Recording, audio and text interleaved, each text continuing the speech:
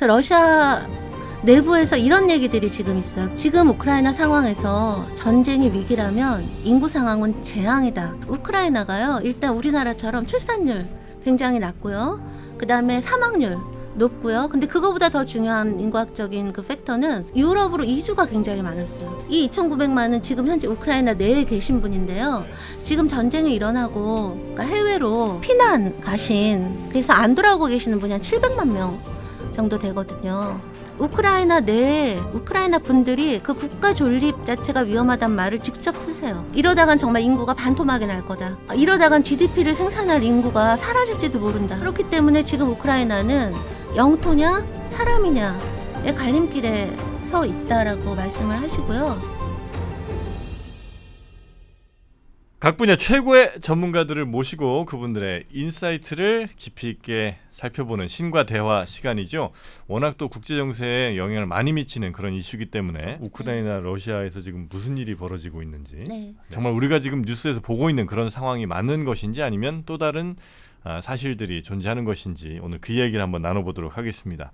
서울대 통일평화연구원 이문영 교수님 모시고 이야기 들어보겠습니다. 어서 오십시오. 네, 안녕하세요. 네, 반갑습니다. 그걸 한번 그러면 교수님께 한번 좀 들어볼까요? 네. 그래서 일단 제가 국제 정치 상황, 그다음에 정치적이거나 사회적인 안정성, 거기 이제 경제도 포함되는 거고요. 네. 그다음에 군사적인 상황, 그 세 가지로 나눠서 말씀드릴 건데, 네. 일단 국제 정치 상황은 아주 간단해요. 네. 그러니까 모든 게 러시아에 유리한 상황이에요. 그 정도예요? 네, 그러니까 아까 말씀드렸듯이 네. 이제 서방이 지원이 없으면 우크라이나는 이 전쟁을 혼자 진행할 수 없는데, 지금 서방은 피로도, 많이 그러니까 지원해줘봤자 소용없다. 네. 그 다음에 해도 끝이 없다. 그런다고 이기는 것 같지도 않다. 막 이랬단 말이에요. 네. 그런데다가 가자에서 전쟁이 확 나버렸어요. 팔레스타인. 네, 그러니까 모든 관심이 이제 가자하고 그 맞아요. 저기 팔레스타인하고 네. 이스라엘 간에 그쪽으로 모든 관심과 지원이 이동을 했어요. 네. 그 다음에 이제 세 번째로는 그 제재, 러시아 경제 제재가 시작되고 네. 유럽 경제가 완전 폭망을 했단 말이에요. 가스하고 그 석유 이런 것들이 네네. 수입이 안 되니까. 그래갖고 이제 유럽이 상황이 너무 안 좋아지면서 이제 얼마 전에 그 EU 선거, 네. 그다음에 또 각 나라 총선 같은 데서 극우 우파들이 득실을 맞아요. 했거든요. 네네. 근데 그 우파들의 이 전쟁에 대한 가장 큰 그 핵심 그건 뭐냐면, 우리가 지금 우리 코가 석잔데 우크라이나 도와줄 때냐 이거거든요. 그러니까 우파가 득실할수록, 더구나 이제 제일 그 우크라이나를 도와주던 나라가 영국이잖아요. 근데 영국은 아예 정권 교체가 돼버렸잖아요. 노동당으로 그러니까 뭐 노동당이 좋아서라기보다 그 집권당이 너무 마음에 안 들어서 정권 교체까지 이제 돼버렸고. 네. 그렇게 그럼 유럽 상황 너무 안 좋은 거죠. 그런데다 미국은 지금은 이제 해리스가 이제 굉장히 잘하고 있지만 그 전까지만 해도 이제 트럼프가 만약에 되면 이제 트럼프는 자기 대통령 되면 하루 만에 러우 전쟁 해결하겠다. 네. 근데 이제 그런 경우에 트럼프는 원래 푸틴하고 브로맨스잖아요. 네. 그리고 우크라이나에 대해서 트럼프는 그렇게 호의적이지 않고. 그러니까 트럼프는 우리가 그만큼 너희를 지원할 거면 니네 가치를 보여달라. 그거잖아요. 우리가 네. 돈 주는 만큼 너는 우리한테 뭘 줄 건데. 이제 비즈니스맨이기 때문에. 그러니까 지금 국제 정세는 우크라이나에 전혀 유리하지 않은 거죠. 네. 그다음에 아까 그 전선 상황은 제가 말씀드렸죠. 네. 그러니까 계속 우크라이나가 밀리고 있는 거고 병력이나 무기 다 열세예요. 네. 그러면 이제 남은 게 이제 국내적인 상황인데요. 그것도 완전 반대예요. 그래서 러시아 같은 경우에는 아까 말씀드린 것처럼, 그러니까 푸틴에 대한 지지도나 전쟁에 대한 지지도 이런 여론들이 굉장히 이제 안정되어 있고 네. 사회적으로 안정되어 있는데, 그 모든 게 경제적인 안정 때문에 가능했거든요. 그래서 제가 여러분들께 표를 보여드릴게요. 네. 그러니까 이게 이제 그 IMF에서 나온 거거든요. 근데 러시아가 제재를 받았고 정말 인류 역사상 이렇게 그 고강도의 제재는 없었다라고 얘기할 정도의 제재를 받았단 말이에요. 네. 근데 정프로님 여기 보이시죠? 여기 보시면 이게 이제 여기 파란색이, 짙은 파란색이 2023년에 그 GDP 경제 성장률인데요. 네. 지금 러시아가 이 G7의 모든 국가보다 러시아의 그 GDP 성장률이 높아요. 심지어 독일은 그러니까 제재를 당한 나라가 아니잖아요. 제재를 한 나라인데도 마이너스 성장을 했고요. 네. 그다음에 2024년 이건 이제 전망치인데요. 한해세. 네. 그 경우도 러시아가 다른 그 G7의 어느 나라보다도 지금 높다는 거죠. 경제 성장률이. 네. 예, 그런 상황이고요. 그다음에 이제 잠깐 그 지표들을 조금만 볼까요? 네, 네. 그래서 2023년 러시아 경제에 보면 특히 제조업이요. 굉장히 증가를 했어요. 성장률이. 그다음에 건설도 마찬가지고요. 이게 실업률이거든요. 네. 여기 보시면 이게 러시아예요. 제일 지금, 밑에 내려와 있는 게 네, 이 파란색이 러시아인데 계속 지금 실업률이 러시아가 이 5월 기준 2.6이거든요. 역대 최저예요. 완전 고용 아니에요? 2.6이면? 네, 그렇죠. 그래서 네. 지금 요게 미국인데요. 미국이 지금 4 정도 되고요. 그다음에 이게 독일인데 독일이 6 정도 돼요.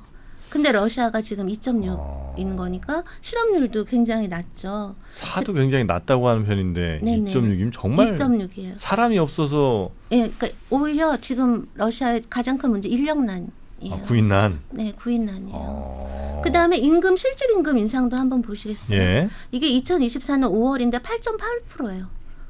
실질 임금 인상이 리얼 웨이지. 그러니까 물가 인상 고려해서 네네. 그보다 더 많이 임금이 네, 그러니까 이렇게 많이 올랐다는 거죠? 명목 인상이 명목 임금이 아니고 실질 임금 네네네. 인상이 이렇게 되고 그다음에 이거는 소비자 심리 지수라고 하는 건데요. 여기 보시면 이거 2022년에 여기만 보시면 되는데요.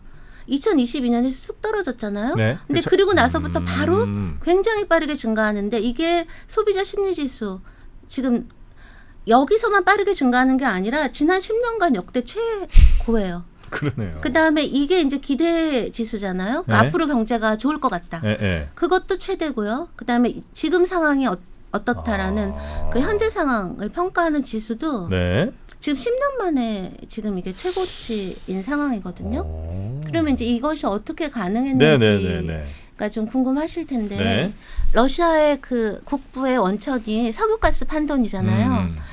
근데 제재를 심하게 하고 유럽으로는 확 줄었지만 그러나 그 대신 그 부족한 줄은 만큼을 중국하고 인도가 그다음 맞아요. 브라질 이런 글로벌 사우스 국가들이 네. 다 사고 있거든요. 네. 그래서 2023년에 오히려 석유가스 수출한 게 더 늘었대요. 그 수입이. 일단 그런 상황이에요. 네. 그런데다가 이게 일종의 전시 이제 특수인 건데 네. 군수 산업이 완전 활황인 거죠. 그러니까 국가가 돈을 되게 푸는 거예요. 네, 그러니까 네, 네. 국가 재정 지출을 확 늘려갖고 무기 공장 풀로 가동하고 그다음 또 짓고 네. 그다음 군수품 같은 거 뭐 군복이라든가 뭐 이런 거 방탄조끼만 네. 이런 것도 풀로 이제 가동하고요. 네. 그런 게 이제 하나 있고요. 그다음에 제재 때문에 외국 기업이 밖으로 다 철수를 했잖아요. 그랬죠. 그래서 지금 러시아에서는 국산화 그게 굉장히 큰 그 정책이에요. 네. 그래갖고 뭐 수입을 하기도 하지만 그래도 그 러시아 내에서 그 철수한 기업들 그걸 이제 러시아가 만드는 거죠. 네네. 이게 뭐냐면 그 스타벅스. 스타벅스가 다 철수했거든요. 전쟁 네, 나고. 네, 네. 근데 전쟁 전에 스타벅스가 러시아에 한 120개 매장 정도가 있었는데요. 그거를 러시아 사업가가 다 샀어요. 네. 그래서 그걸 그대로 그 지점들 하나하나를 인테리어 약간 바꾸고 그다음에 로고 이렇게 약간 바꿨어요. 네. 그다음에 이름을 스타스 커피라고 바꾸고 그리고 나서는 그 방식대로 그다음 그 메뉴 비슷하게 네. 이렇게 약간 현지화 해갖고 네. 그대로 운영하고 있고요. 네. 이게 맥도날드도 다 철수했잖아요. 이게 러시아 맥도날드. 약간 러시아판 짝퉁 맥도날드라고 해야 되나요? 메뉴 또 그대로 팔고. 예, 거의 비슷하게 해서 약간 뭐 바꾸고 그다음에 그 매장 그거 그대로 인테리어 조금 바꾸고. 헐값에 인수해서 뭐 또 낫지 뭐 이 그렇죠. 사람들이야. 그래, 예. 지금 그게 매장을 계속 늘리고 있는 거란 말이에요. 근데 이제 이거는 뭐 서비스업인 건데 네. 이런 식의 그 국산화라고 하는 게 제조업에서도 그러니까 자동차 공장도 막 풀로 돌아가고 그래요? 그런 상황이고요. 그다음에 이제 국방비를요. 네. 굉장히 그러니까 2024년 러시아 전체 예산의 30%를 국방비로 책정을 했어요. 야. 책정돼 이게 GDP 6% 정도 되거든요. 네. 그러면 이제 이 돈 갖고 뭐를 하냐면 러시아가 전쟁 나고 9월에 동원령을 내렸어요. 부분 네, 동원령 네, 네. 30만 명. 그랬을 때 이제 러시아 사회가 발칵 뒤집혀갖고 막 러시아 남성들 막 외국으로 도망가고 네. 난리가 나니까 푸틴이 이제 이거는 안 되겠다 네. 그랬던 거죠. 그래서 2023년부터 완전히 방식을 바꾼 게 어떻게 바꿨냐면 자원계약병제로 바꿨거든요. 그게 뭐냐면 내가 자원에서 러시아 국방부하고 계약을 맺고 월급을 받으면서 네. 전쟁터에 나가서 싸우는 거예요. 좀 많이 받겠죠, 뭐. 네. 근데 얼마 정도 받을 것 같으세요? 월급이 음. 러시아 뭐 물가 상황을 제가 잘 모르니까 좀 그렇긴 한데 하여튼 러시아 평균 임금보단 좀 더 받겠죠. 네. 그래서 그걸 제가 보여드릴게요. 예. 이게 모병 포스터거든요. 네. 이제 모병 포스터인데 보시죠. 이거 이렇게 그냥 QR 코드로 해갖고 하면은 바로 그 연결돼갖고 지원서 낼 수 있는 거 온라인으로. 230만 루블 뭐 이런 근데 거요? 여기 보시면 네. 이게 이에즈노블이면 이게 무슨 뜻이 한 번에 230만 루블을 받을 수가 있다라는 거고요. 230만 루블이 얼마냐면요. 얼마예요? 3,500만 원이에요. 그러니까 이게 뭐냐면 그다음에 여기 보시면 네. 여기 OT 이렇게 비슷하게 써 있죠. OT. 예. 이게 뭐냐면 월급이 21만 루블부터 시작한다 이 말이에요. 그러니까 이게 뭐냐면 여기 내가 자원해서 계약을 하잖아요. 네. 1년 이상만 계약하면 월급을 제일 낮게 받는 병사가 21만 루블부터 시작하는데 그게 한 300만 원 정도 되거든요. 그게 모스크바 현재 월 평균 임금의 2배예요. 모스크바 도시 노동자들 월 평균 임금의 2배. 2배예요. 근데 모스크바는요. 네. 다른 왜 지방이나 좀 낙후된 지역보다 높을 거 아니에요. 훨씬 높은 거거든요. 네. 그렇기 때문에 이 월급은요. 외진 곳의 월급의 4배, 5배 막 이렇게 되는 건데 이제 월급만 이렇게 주는 게 아니고요. 네. 여기 지금 이 월급 말고 일시불로 230만 루블을 준다는 거잖아요. 네. 이게 뭐냐면 내가 국방부에 계약을 하는 순간요. 네. 나라에서 40만 루블을 줘요. 네. 약간 뭐 보너스랄까? 뭐 사이닝 보너스 같은 건가 예, 보다. 그쵸. 사이닝 보너스라고 하나요? 그게 한 600만 원 정도 돼요. 예. 근데 나라만 주는 게 아니고요. 내가 모스크바에 속해 있잖아요. 그럼 모스크바에서도 내가 계약하는 동시에 그걸 보너스를 줘요. 지방 정부에서 또. 네, 근데 이제 그거는 주마다 또는 도시마다 달라요. 왜냐하면 각 경제 규모가 다르니까. 네네네. 근데 모스크바 같은 경우는 그거를 190만 루블을 줘요. 그게 3천만 원이에요. 그러면 좀 전에 국가에서 주는 40만 루블에다가 와. 모스크바 시에서 주는 거 190만 루블을 합치면 230만 루블. 이게 한 3,500만 원을 일단은 일시불로 받고요. 네. 이거 별도로 한 달에 월급을 21만 루블씩 받는 거예요. 그러니까 여기 돈이 얼마나 들겠어요. 그죠? 그러네. 이 돈이 이제 많이 나가는 거군요. 엄청 나가는 거죠. 근데 이제 여기서 끝나는 게 아니에요. 혹시 부상당하면 300만 루블. 와, 4천만 300만. 원. 예. 그다음에 사망 시. 사망 시에는 가족에게 500만 루블. 그다음 여기 보시면 여기 이제 조건들도 다 써 있는 거예요. 6개월마다 휴가 준다. 뭐 이런 식으로. 그다음에 완전 뭐 그 의료나 뭐 이런 거 안전보장만 하여튼 이런 식으로. 네.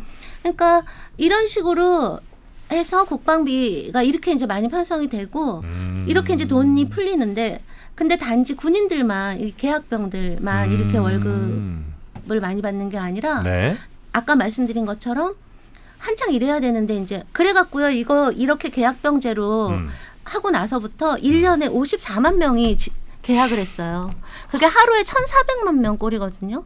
네? 아니 1,400명 꼴이거든요. 하루에 1,400명 꼴로 네. 들어온다. 그러니까 아니 그 예전에 동원령 내렸을 때만 외국으로 그렇게 필사적으로 도망가던 사람들이 갑자기 애국심이 폭발했을 리가 없잖아요. 네네네. 근데 하루에 1,400명씩 국방부하고 계약을 했다는 얘기는 돈 때문인 거죠. 그렇죠. 결국 그럼 이 돈은 또 국내로 또 풀리겠네요. 그죠? 그렇죠. 왜냐하면 외국 못 나. 옛날에는 이제 관광 갔는데 외국으로 그거 못 가니까 국내 관광.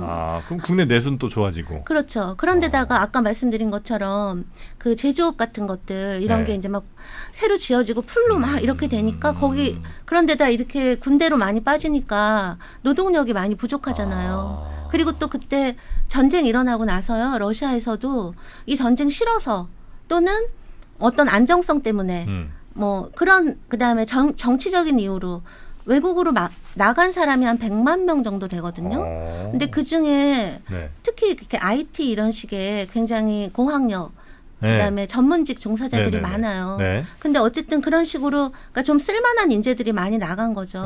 그러니까 이제 러시아 내부에서는 사람도 부족하고 근데 지금 뭐 제조업이나 이런 것들은 막 풀로 돌아가니까 그런 뭐 공장이라든가 아니면 뭐 일터라든가 건설업이라든가 뭐 이런 데서 일할 사람들 그다음에 관광 같은 거 너무 잘 되면 또 그러니까 사람이 너무너무 부족하니까 아까 실질 임금이 굉장히 올라갔잖아요. 네. 그게 이래서 그런 거인 거죠.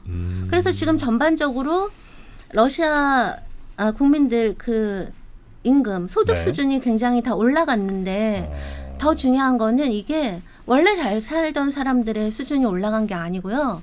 중하위층 국민들, 그러니까 서민들이 버는 돈이 굉장히 늘어난 거예요, 월급이. 네. 그러니까 제조업이라는 게 공장 노동자, 기술자들, 엔지니어들, 그다음에 건설업의 노동자들, 그다음에 뭐 물류나 운수, 뭐 이런 다 그분들이 소위 말하는 평범한 서민들이잖아요. 네. 이제 그분들 월급이 굉장히 올라간 거고요. 그다음에 여기 이제 막 그 군대 자원에서 이 월급 받는 군인들도 보통은 서민들일 거 아니에요. 뭐 잘 사는 사람들이 하겠어요. 그러니까 지금 사실 이게 굉장히 웃지 못할 상황인데. 그 러시아의 그 모스크바 말고 좀 낙후된 곳에서는 이렇게 전쟁터에 나갔다 1년 있다 돌아오면 거기서 집 한 채를 산다는 거예요. 그럴 수 있는 상황이라는 그렇겠네요. 거예요. 네네. 뭐 좀 좋게 표현하자면 양극화도 약간 좀 완화되고 뭐 이런 게 있겠네요. 그렇죠. 왜냐하면 이제 또 국내 산업이 너무 활발해지는 거죠. 그러니까 예전에는 외국으로 다 나가고 그다음에 외국에다 부동산 투기하고 그러니까 러시아 그 맞아요. 진짜 부자들은 우리가 상상을 초월하게 부자기 때문에 올리가르히들 뭐 그런 그 사람들은 돈을 러시아에서 안 하거든요. 막 맞아. 외국 유럽 프랑스에 별장 사고 막 그런단 말이에요. 근데 그런 것들 확 줄었을 거고요. 그다음에 이제 어떤 상황인지 아시겠죠? 네네네. 근데 그래서 이제 너무 이렇게 되니까 소득 수준 올라가고 그러니까 사람들이 소비를 많이 하게 되고 이제 소비를 또 많이 하게 되면 투자도 또 많이 하게 되는 거잖아요. 그러니까 예를 들면 국내 자동차 생산할 때 그 자동차 라인 이런 것도 막 투자하고 막 그다음에 또 고치고 뭐 하는 거 뭐 그다음에 원래 그 러시아 항공사도요. 국내 항공사들은 별로였는데 지금 국내 항공사가 진짜 10년 만에 최고 호황인 거예요. 그러니까 막 못 나가니까. 비행기도 바꾸고 막 노선 이런 것들도 그다음 서비스 막 이런 것들 개선하고. 그러니까 이제 전반적으로 사회가 참 아이러니하네요. 이 전쟁이라는 게 오히려 러시아를 더 나름 그 안에서는 부유하게 만들고 있으니. 근데 이제 그 대신에 물가가 좀 많이 이제 올랐어요. 오르고 있어요. 그래서 사실 지금 현재 올해 6월 기준으로 한 8.4% 정도 된다고 하는데 그러니까 러시아 중앙은행에서 이제 금리 조정 같은 걸 통해서 이걸 이제 최대한 억제하려고 해도 러시아 중앙은행이 아이디얼하다라고 보는 것보다는 2배 정도 지금 높은 물가 수준이라고 하기는 해요. 이제 그렇긴 하지만 어쨌든 지금 현재 스코어는 이게 뭐 일종의 군사 케인즈주의 같은 건데 그렇다 해도 현재 스코어는 러시아 경제가 굉장히 그 어느 때보다 이제 호황인 그런 상황인 건데 이게 오래 가겠어요? 오래 가긴 쉽지 않을 것 같은데요. 그렇죠. 오래 가긴 힘들죠. 그러니까 당장 돈을 그렇게 말하자면 쏟아붓는 정부가 건데 엄청 쓴 거잖아요 지금. 그죠? 재정 적자 늘어날 거고 그다음 국부펀드 뭐 이런 식의 비축해준 돈들 빠르게 소진될 거고요. 그다음에 뭐 인력난 뭐 이런 노동력 부족 문제 또 계속 있는 거고요. 한 1, 2년 후에는 또 물가가 더 아마 좀 압박을 많이 받겠네요. 그러니까 러시아 입장에서도 전쟁을 빨리 끝내야 될 필요가 있는 것인 거라고 저는 생각해요. 그리고 제가 이번 출장 가서 러시아 전문가들 이제 많이 만나봤는데 그분들도 다 그렇게 얘기를 해요. 그러니까 경제 상황이 이런 호황을 얘기를 하면서 그렇지만 모두가 알고 있다라는 거예요. 지금의 이 상황이 너무나 비정상적이고 인위적으로 만들어진 환경이고 이게 오래 못 간다라는 거는 모두가 알고 있고 그렇기 때문에 이 전쟁 러시아 입장에서도 빨리 끝내야 될 필요가 있다라는 이제 얘기를 하고 계시고요. 우크라이나 상황도 좀 볼까요? 반면에 이제 우크라이나는 그 GDP가 전쟁 나던 2022년에 30%가 날아갔어요. 마이너스 29%. 감소를 심각하네, 했고요. 네. 그 이후로 이제 조금씩 늘고는 있지만 네. 워낙 마이너스 기저 효과가 크기 때문에 그다음에 이제 빈곤율 같은 경우도 지금 뭐 월드뱅크나 IF 이런 데서, 네, UN 이런 데서 하면 이제 우크라이나 인구 국민의 한 4분의 1 정도가 빈곤에 시달리고 있다 이렇게 얘기를 하고 네. 실업률도 뭐 작년 같은 경우 16% 정도 되는데 이게 실제 우크라이나 국민들이 느끼는 체감하는 그 경제적인 상황은 훨씬 더 안 좋은 것 같아요. 네. 그래서 제가 우크라이나 통계거든요. 이걸 보여드릴게요. 이게 올해 바로 한 2달 전에 한 우크라이나 국민 대상으로 예. 전국 단위로 한 여론조사인데요. 거기 우크라이나 국민의 그 64%는 지금 현재 우크라이나의 경제적인 상황에 대해서 안 좋다. 나쁘다라고 네. 생각하고 있고 좋다 생각하는 사람이 이거밖에 없고요. 좋지도 나쁘지도 않다라고 하는 분이 이제 30.3%인 상황이고요. 네네. 그럼 이제 우크라이나 전체 국가가 아니라 가족은 어떤지를 봤을 때는 여기 보시면 먹을 거 살 돈도 없다가 13%나 되고요. 네. 그다음에 먹을 거 살 돈은 있는데 네. 이렇게 뭔가 이렇게 조금 뭐 옷을 사든 뭐 그런 건 그러니까 먹을 거 살 돈 정도 있다. 네네네. 38%예요. 필수품 정도만 겨우 산다. 그렇죠. 네. 그러니까 이게 지금 몇 %예요? 거의 절반인 거잖아요. 그러네요. 그렇죠? 그리고 이제 먹을 거 살 건 충분한데 이분들은 어떤 분이냐면 옷 사고 이런 가구 사고 이런 건 문제 없는데 뭐 집을 산다든가 차를 살 돈 정도는 네네. 없다. 네네. 그러니까 이제 한 반 정도 이제 이런 상황인 거고요. 그럼 이제 앞으로는 이게 일종의 기대 심리 뭐 이런 거겠죠. 네. 앞으로는 어떻게 될 거냐라고 했을 때 지금도 너무 안 좋다고 생각하는데 더 나빠질 거거나 달라질 게 없을 것 같다가 거의 뭐 절대 다수네요. 80%인 거죠. 이건 이런 상황인 거고요. 네. 그런데다가 이제 경제 상황 너무 안 좋은 거 아실 거고. 네. 근데 국민들이 이렇게 힘든데 이제 우크라이나가 부패 문제가 굉장히 우크라이나가요? 네, 고질적인 문제라고 말씀드릴 수 있는데 원래 전쟁 전에도 심했거든요. 네. 근데 이게 전쟁이 시작되고 더 심해졌어요. 왜냐하면 엄청난 지원금들이 들어오잖아요. 서방에서. 네, 네. 그러니까 그래서 실제로 돈이 너무 많이 들어오고 하니까 네. 그 2023년 1월에요. 우크라이나의 차관급 4명이 부패 혐의 때문에 경질되거나 사임을 했어요. 그러니까 국방부 차관, 네, 네, 에너지부 네. 차관, 그다음에 검찰부총장, 네. 대통령실 부국장. 근데 이제 예를 들면 그때 국방부 차관이 잘린 이유가 네. 그러니까 군인들 먹을 거 급식비를 네. 부풀려 갖고 돈을 횡령을 한 거죠. 군납비리 같은 거예요? 네, 그런 거죠. 군납비리. 네. 그렇게 해서 이제 그 당시 1월에 차관급이 이제 4명이 날아갔고요. 네. 그리고 나서 또 한 5월인가 그때는 대법원장이 또 횡령 혐의로 체포가 대법원장이요? 네, 체포가 됐어요. 아휴. 그래갖고 그해 9월인가 네. 그때는 특히 이제 국방부의 좀 부패 왜냐하면 아무래도 국방부 쪽으로 많이 갈 거 아니에요. 그래갖고 국방부 장관이 그 모든 거에 책임을 지고 사임을 했어요. 전쟁 중에. 그게 작년 9월이거든요. 네. 그래서 그 레스니코프가 사임을 했고요.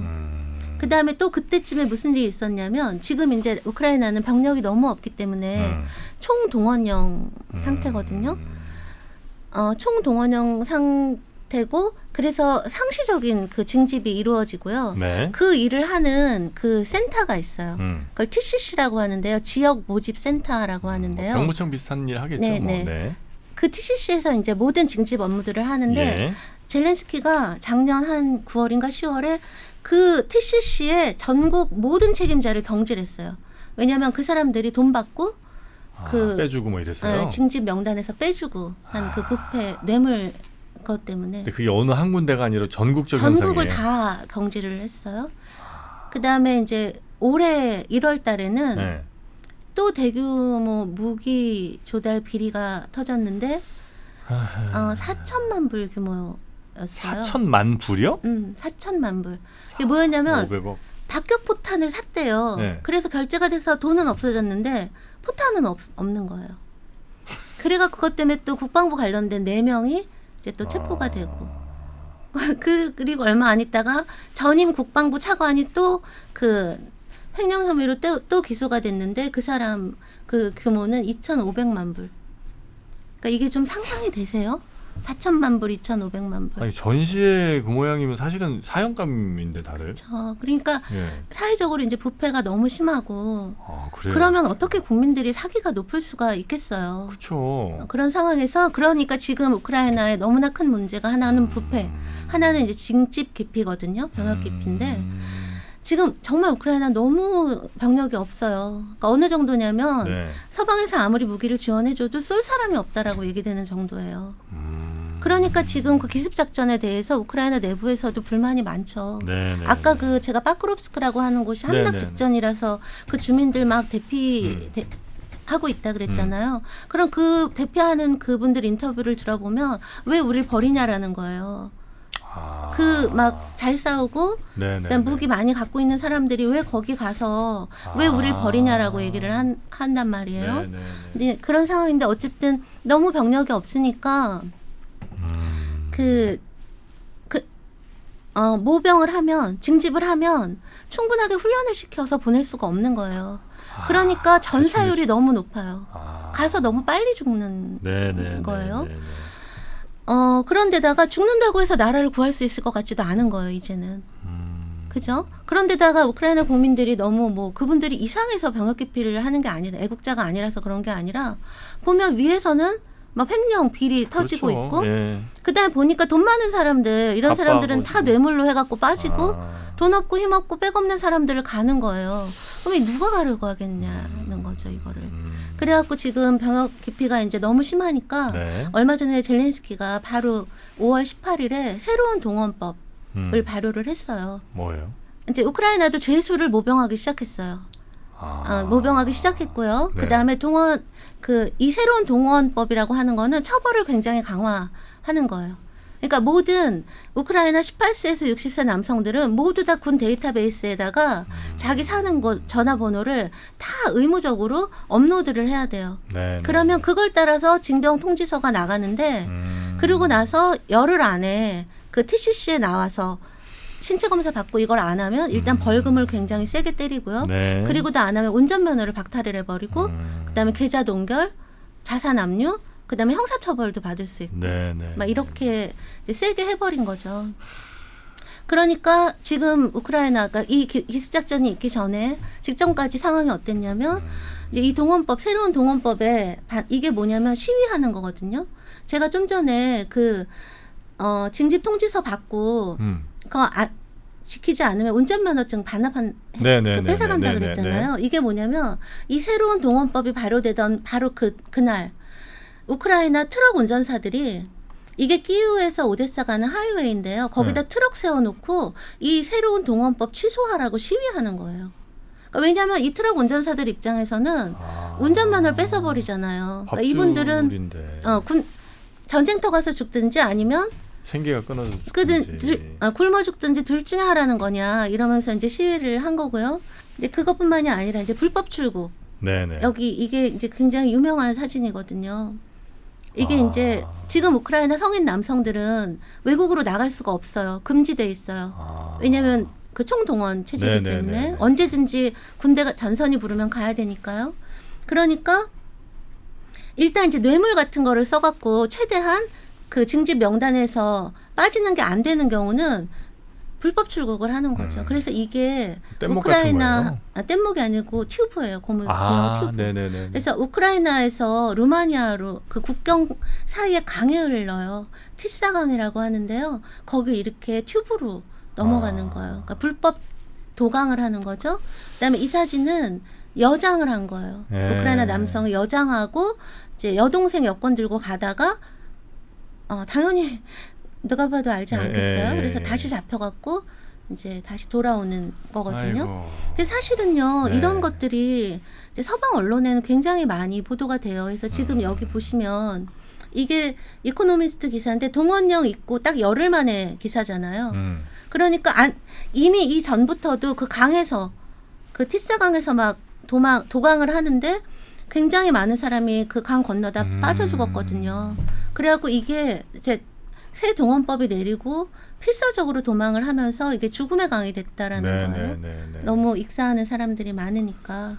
그다음에 지금 이거는 이 기습작전 있고 나서 기사거든요. 음.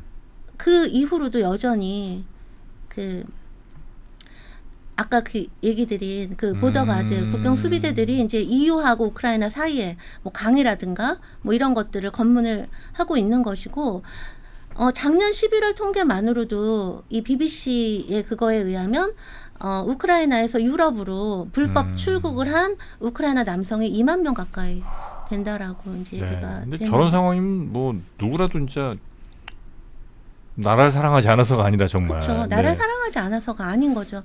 그래서 바로 이 설문조사가 나온 거예요. 이것도 또 우크라이나 설문조사고 네. 마찬가지로 믿을 수 있는 기간인데 이게 6월 달이에요. 올해 6월. 하도 이 병역 기피, 징집 기피 문제가 심각하니까 네. 설문조사를 한 거예요. 지금 전쟁 중인데 이게 지금 그 설문 내용이거든요. 전쟁 중인데 이 징집 기피 하는 거에 대해서 부끄럽다고 생각하느냐 아니라고 생각하느냐 물어봤더니 46%가 부끄럽지 않다고 대답한 거예요. 네. 그 다음에 이게 응답곤란이거든요. 근데 사실 응답곤란은 대놓고 말을 못해서 그렇지 부끄럽다는 30%밖에 안 되는 거면 네. 사실상 거의 한 70% 정도는 부끄럽지 않다거나 아니면 어쩔 수 없다. 부끄러워도 할 수 없다. 뭐 이런 거 아니겠어요? 근데 사실 정프로님 이게 네. 지금까지 들으신 것도 굉장히 심각한데 이거보다 더 심각한 문제가 있어요. 뭐예요? 그게 이제 인구 위기인데요. 인구 위기. 그래서 러시아 내부에서 이런 얘기들이 지금 있어요. 그게 뭐냐면 지금 우크라이나 상황에서 전쟁이 위기라면 인구 상황은 재앙이다라고 하는 말이 돌거든요. 그러니까 어느 나라 인구 위기예요? 우크라이나 인구 위기. 그러니까 우크라이나에 지금 전쟁이 위기라면 인구 상황은 우크라이나 인구 상황은 재앙 수준이다.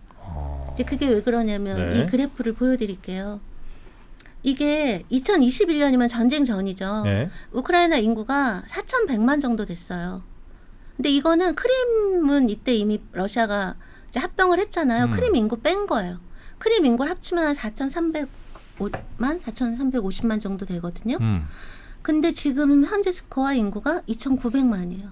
아니 5,200만에서 점점 줄었어요 이미? 줄고 있었어요? 네. 그러니까 왜 그러냐면 여기도 이 전쟁 전에도 이미 줄고 있었던 게 우크라이나가요. 일단 우리나라처럼 출산율 굉장히 낮고요.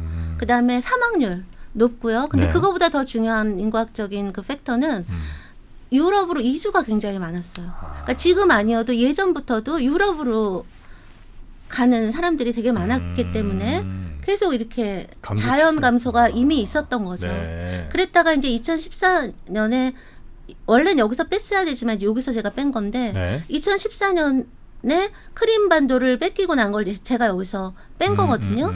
그러니까 더 확 줄은 거죠. 네. 그러니까 크림 반도를 빼면 4,100만이에요. 근데 지금 현재 왜 2,900만이냐면 이 2,900만은 지금 현재 우크라이나 내에 계신 분인데요. 네. 지금 전쟁이 일어나고 우크라이나 외로 그러니까 해외로 그 피난 가신 네. 그래서 안 돌아오고 계시는 분이 한 700만 명 정도 되거든요. 이제 그분들. 근데 사실은 그분들 여론조사 같은 걸 해보면 네. 갈수록 오시겠다는 분이 줄어들고 있어요. 나머지는 뭐냐면 지금 우크라이나가 영토의 18%를 뺏겼잖아요. 네. 거기 러시아가 점령한 그 점령지 4개주 인구가 또 500만 정도 돼요. 그러니까 물론 아직 전쟁이 안 끝났기 때문에 우리가 어떻게 될지는 몰라요. 근데 그럼에도 불구하고 근데 러시아는 거긴 절대 못 돌려준다 지금 이러고 있는단 말이에요. 최악의 경우를 생각을 해서 그 점령지 인구 500만 빼고 그 다음에 지금 우크라이나 밖으로 피난 가신 분들 그분들 700만 해서 빼면 지금 사실상 우크라이나의 인구 현재 이제 우크라이나 안에 계신 분은 2,900만 명인 거고 이게 1991년이 우크라이나 독립한 직후거든요. 네. 그때랑 비교하면 지금 얼마가 줄어든 거예요? 거의 반토막이고 거의 반토막이 또 심지어 나는 거죠. 저기에는 굳이 인구 비중을 따져보면 구성들이 아마 노인분들이 좀 많으실 그렇죠. 거고 그다음에 고령화 퍼센트가 그렇겠죠. 굉장히 또 높아졌고 여성분들이 좀 치우쳤을 거고 아니죠. 그 여성분들은 나간 분들이 많죠. 애들하고 데리고 네. 왜냐하면 남자들은 못 나가잖아요. 아 오히려 남자가 많을 수도 있겠군요. 그렇죠. 남자가 많기는 한데 그렇기 때문에 근데 되게 정프로님이 정확하게 지적하신 게 이 2,900만 중에 일을 할 수 있는 그러니까, 노동 가능 인구는 1,000만 정도밖에 안 된다는 거예요. 그래서 지금 우크라이나 내에 어떤 얘기가 나오고 있냐면 네. 제가 사실은요 우크라이나 상황이 이렇게 안 좋았던 건 이미 작년부터예요. 그래서 제가 작년 가을에 3%에 나왔었고 네네네. 그때 2%님하고 그때 제가 이미 지금 우크라이나 상황이 너무 안 좋아서 거의 국가 존립이 위태로운 상황이다라고 네네. 그때 말씀드렸는데 그때만 해도 그 정도로 안 좋다라는 비유적인 상황이었다면 지금은 우크라이나 내에 우크라이나 분들이 그 국가 존립 자체가 위험하다는 말을 직접 쓰세요. 그러니까 말 그대로의 의미에서. 네네네. 그래서 그분들이 얘기하는 게 이러다간 정말 인구가 반토막이 날 거다. 네. 그다음에 이러다간 GDP를 생산할 인구가 사라질지도 모른다. 그렇겠네요. 그렇기 때문에 지금 우크라이나는 영토냐 사람이냐의 갈림길에 서 있다라고 말씀을 하시고요. 그렇기 때문에 지금 네. 사실 처음에는 전쟁 초기만 하더라도 우크라이나 국민 중에 아무리 힘들어도 절대로 한 뼘의 땅도 내줄 수 없다. 내줄 수 없다라고 하는 분들이 압도적이었어요. 그렇겠죠. 80에서 네. 90%였거든요. 근데 그게 지금 뚝뚝뚝뚝 떨어지고 있는 거예요. 그 여론조사도 또 결과가 지금 있군요. 제가 지금 보여드리는 건데 이게 키스라고요. 키우 그 국제사회연구소가 우린 우크라이나의 제일 대표적인 연구소예요. 거기서 쭉 조사를 하니까 영토 양보 절대 안 된다가 82에서 지금 55까지 이게 지금 예, 바로 예, 예. 지난달이에요. 반면에 할 수도 있다. 그거는 지금 32까지 늘어났는데요. 근데 정프로님 이거는 공개가 가능한 통계예요. 그죠? 지금 현재 공개가 가능한 통계고 발표되지 않은 또 다른 통계가 있는데 지금 보시는 거거든요. 이 레이팅 그룹도 되게 유명한 곳이에요. 그러니까 뭐 미국이나 영국 언론에서 우크라이나 여론조사에 따르면 할 때 이제 인용하는 게 여기 레이팅 그룹이나 앞에 키스나 뭐 제가 앞에 들었던 라준코프 센터인데요. 이거 이미 작년 11월이죠. 네. 그때 영토를 완전 수복할 때까지 전쟁을 해야 된다와 타협하고 평화협상 하자가 반반인 거예요. 그죠? 그다음에 이제 제가 아까 말씀드렸던 그 우크라이나 정치연구소의 그 유명한 정치학자 네. 그분 말로는 그렇게 얘기하시더라고요. 미공개된 여론조사는 더 많다. 근데 거기를 보면 상황은 이거보다 훨씬 더 심각하다. 그러니까 차마 공개 못하는 걸 수도 있겠고요. 라고 이제 얘기를 네. 하고 있는 거고요. 그래서 지금 우크라이나 내부에서요. 네. 이런 목소리들이 터져 나오고 있는 거예요. 이제 지금 다 한두 사람이 아니고요. 네. 그러니까 제가 예를 하나 들어드리면 이분이 우크라이나의 굉장히 유명한 철학자예요. 사상가예요.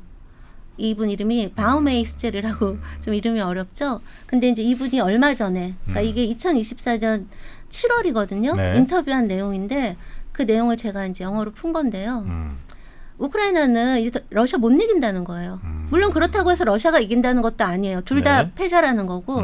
그러면서 이분이 얘기를 하는 거예요. 지금 이 상황 지금 쭉 들으셨죠? 네. 이런 상황에서 우크라이나에게 승리라고 하는 거는 우리 우크라이나가 전쟁을 끝내고 그러면 다시 영토를 다시 복구를 하고 그리고 더 발전할 수 있도록 나라를 재건해야 되지 않냐.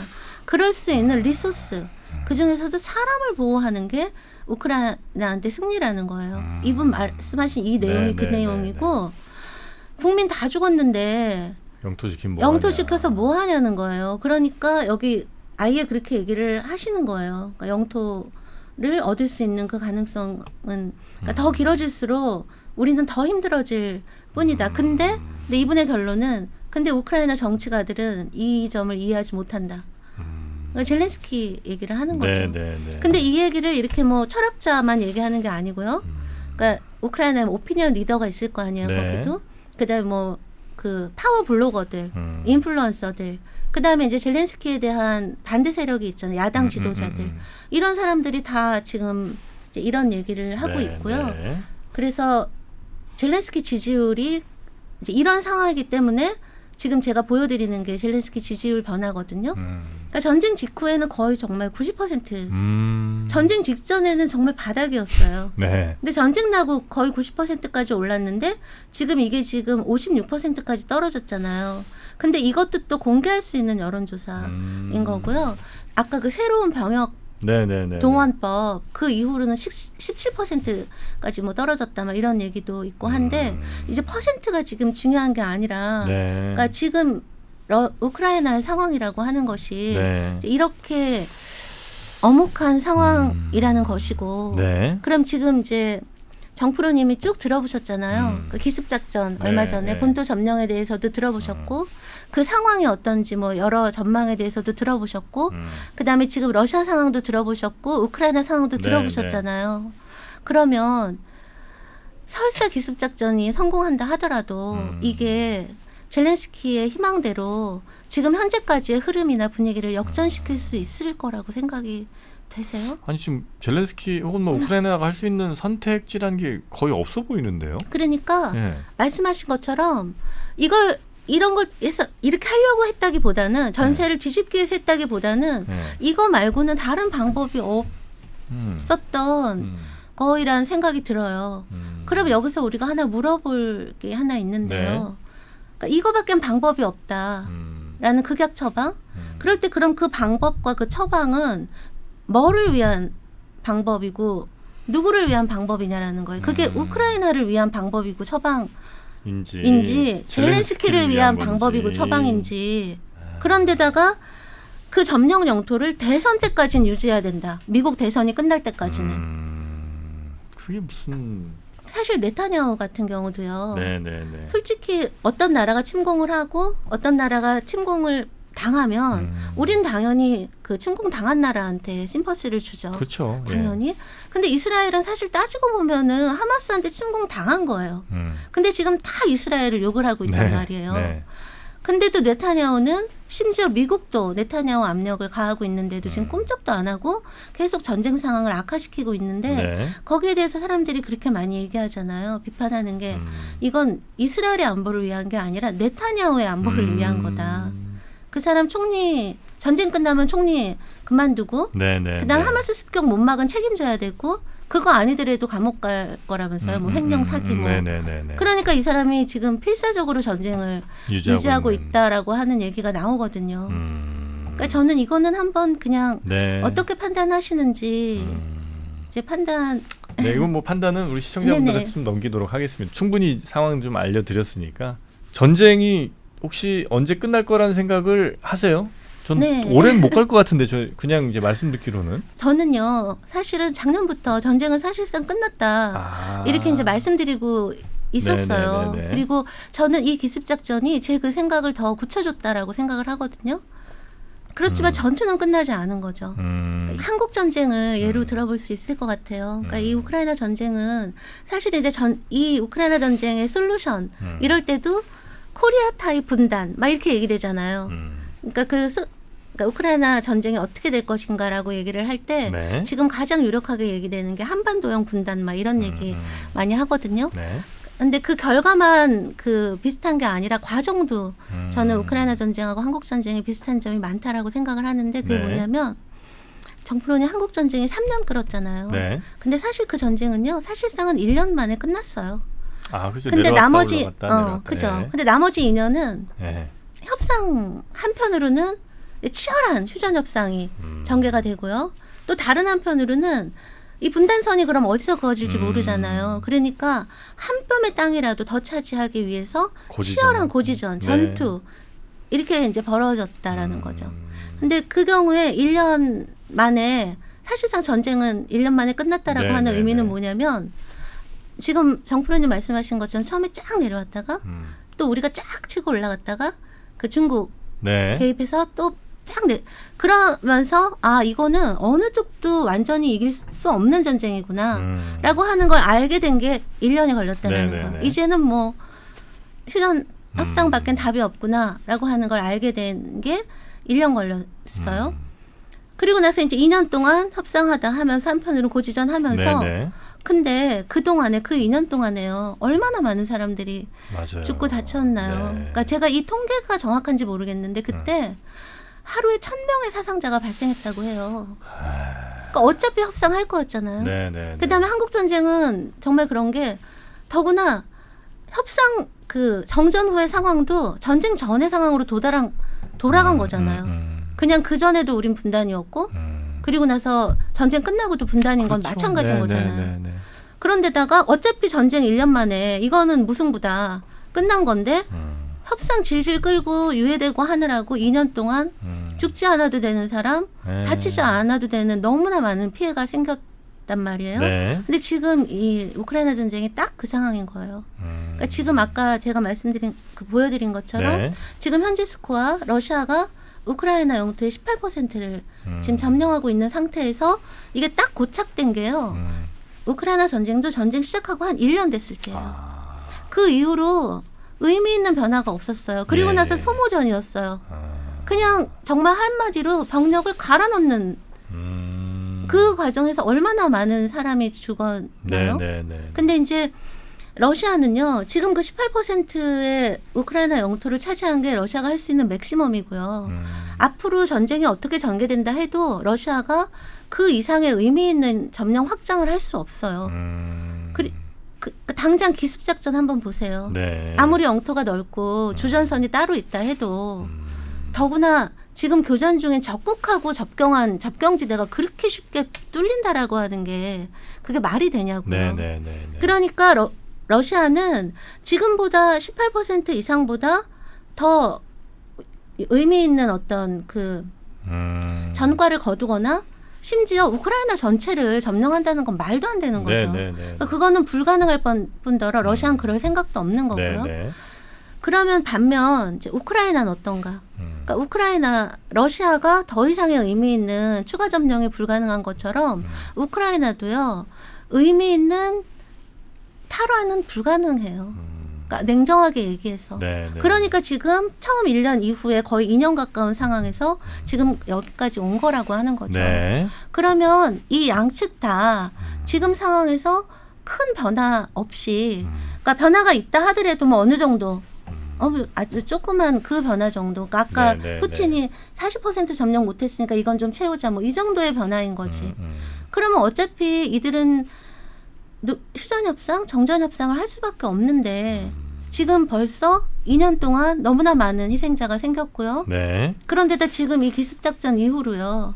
지금 아까 정프로님 소개하실 때도 어제였나요? 어제 아침인가 오늘 아침인가요? 러시아가 지금 전쟁이 일어나고 최대 규모의 공습을 기후에 했단 말이에요. 보복인 거죠.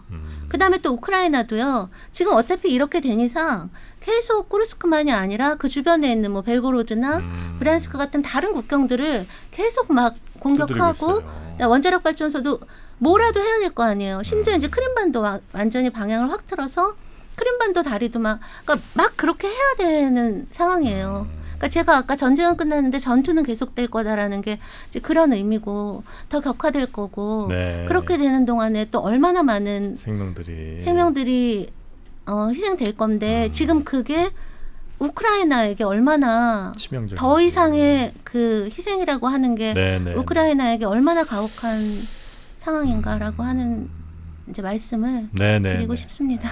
뭐 저희는 어쨌든 꽤 멀리서 이제 바라보다 보니까 그렇게 막 감정이입이 되지도 않고 그냥 뭐 누가 더 뭐 쳐들어갔네 이제 이런 거에 이제 주로 관심을 좀 많이 갖고 봤는데 오늘 이제 설명해주신 내용을 좀 보면서 좀 디테일하게 보니까 너무 좀 참혹하기도 하고요. 의미 없다고 해도 괜찮은지 모르겠습니다. 하여튼 의미 없는 그 조금의 땅 이거 하느라고 얼마나 많은 또 더 소중한 생명들이 또 안타깝게 사그라들지 그게 좀 많이 걱정이 좀 됩니다. 국제사회가 조금 더 중재의 노력을 좀 해야 되지 않나 하는 생각도 좀 들기도 하고요. 본인의 어떤 뭐 정치적 이유나 이런 걸로 국민이 희생되는 일은 좀 없어야 되겠다는 생각도 한편으로 듭니다. 정리 너무 잘해주셔서 감사합니다. 아닙니다.